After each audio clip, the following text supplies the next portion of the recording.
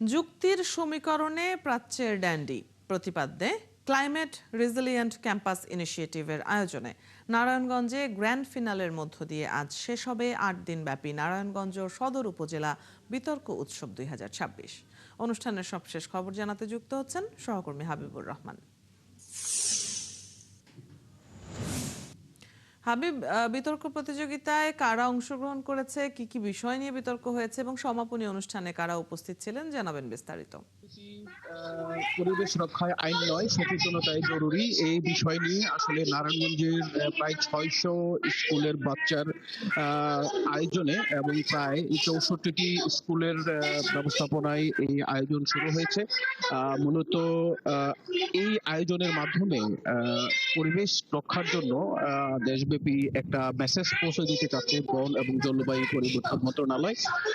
তো এখানে এসেছেন মাননীয় মন্ত্রী ফরিদুল ইসলাম এবং এসেছেন অন্যান্য রাজনৈতিক এবং ব্যক্তিবর্গ। বিশেষ করে তারা এমন একটি বিতর্কের আয়োজন করতে যাচ্ছেন যেটা দেশব্যাপী আসলে একটা মেসেজ দেওয়া যায় যে বাংলাদেশের যে পরিবেশের যে বিপর্যয় হচ্ছে, এই বিপর্যয়ের মধ্যে যে মানুষকে অধিকতর সচেতন করার জন্য এবং সেটাকে বাস্তবায়ন করার জন্য। তো আমরা একটু মাননীয় মন্ত্রী বন এবং পরিবেশ মন্ত্রণালয় শেখ ফরিদুল ইসলামের সাথে একটু কথা বলবো, আসলে তারা এই কার্যক্রমটাকে কতদূর নিয়ে যেতে চান, কারণ এই ধরনের একটা বৈশ্বিক ইস্যু কিভাবে তারা বাস্তবায়ন করতে চান। আমরা একটু কথা বলবো। মাননীয় মন্ত্রী, আপনারা এই প্রকল্পটাকে, এই কার্যক্রমটা হাতে নিয়েছেন, এটা দেশব্যাপী ছড়িয়ে দিতে চান নাকি কি পরিকল্পনা? ধন্যবাদ।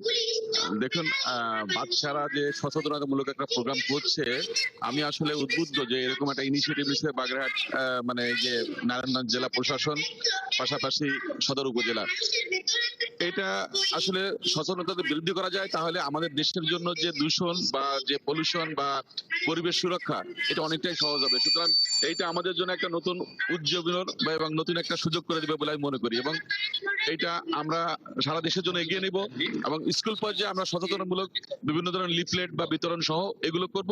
আর যেখানে সুযোগ আছে বিতর্ক প্রতিযোগিতা বা তাদের ভিতরে যে সচেতনতা বৃদ্ধি করার জন্য যে পড়াশোনা করা, সেগুলোর জন্য অবশ্যই চেষ্টা করব। মাননীয় মন্ত্রী, অতীতে আপনি শুনলেন যে এটা পুরো বাংলাদেশে ছড়িয়ে দেওয়ার জন্য ওনার মন্ত্রণালয় কাজ করবেন, যাতে করে পরিবেশ দূষণে মানুষের মধ্যে সচেতনতা তৈরি হয়। শুধু আইন নয়, পরিবেশ দূষণে সচেতনতাই জরুরি।